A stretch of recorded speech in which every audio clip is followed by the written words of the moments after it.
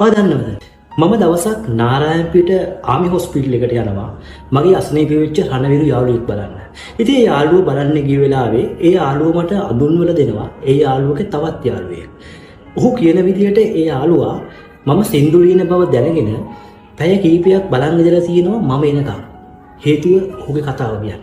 ඉතින් ඊට පස්සේ මම සහ අර යාළුවා කැන්ටිමට ගිහිල්ලා ප්ලේන් ටිකක් බොන ගමන් කතා කරනවා. මේ කතාව ඔහුගේ කතාව. මමයි මගේ යාළුවයි නාවික හමුදාවට බැඳෙන්නේ එකම දවසේ. සේවය කරන ලැබෙන්නේ එකම කැම්ප් එකේ. අපි දෙන්නගේ මුල් නම් දෙකත් සමානයි. අපි දෙන්න නිවාඩු ගියත් එකට වැඩ කරෙත් එකට. දවසක් මගේ යාළුවට වැරදිලා ආපු කෝල් එකකින් ගෑනුමෙක් හම්බ වෙනවා. කොච්චර දුරදිග යනවද කිව්වොත් මාසයක් වගේ කාලයක් ඇතුළත ඒ දින පෙම්වතුන් බඩපත් වෙනවා. හැබැයි කවදාවත් මේ දෙන්න ෆෝන් එකෙන් ආදරය කරලා තිබ්බ මිස කවදාවත් දැකලා තිබ්බේ නැහැ. ඔය අතරේ මගේ යාළුවයි මමයි අපි දෙන්න නිවාඩු වෙනවා. හැබැයි නිවාඩු වෙන බවක් මගේ යාළුවා කොයි වෙලාවකවත් අර ගෑනු ළමයට කියන්නේ නැහැ. එයාට ඕන උනේ ඒ ගෑනු ළමයා පුදුම කරන්න. ඒ වගේම යාට ලොකු බයක් තිබ්බා යුද්ධ දවස් නිසා කොයි වෙලාවෙ හරි මේ නිවාඩු කැන්සල් වෙලා යන්න බැරි වෙයි කියලා. ඉතින් ඒක හින්දා නොකියම යන්න මගේ යාළුවා තීරණය කරනවා. ඔය අතරේ මමත් එක්ක එයා හැමදේම ප්ලෑන් කරනවා. දන්නවද? අපිට එන්න පුළුවන් උනේ දිගම්පතලට විතරයි. දිගම්පතලදී අපි බස් එක මාරු වෙලා ඇඳුම් මාරු කරගන්නකොටම අපේ බස් එකට බෝම්බ පුරපු ලොරියක් කඩාගෙන වදිනවා. අපේ කොල්ලෝ තැන තැන බැරි වැටෙනවා. ඔය අතරේ මම මගේ යාළුවා හොයන්න ගන්නවා.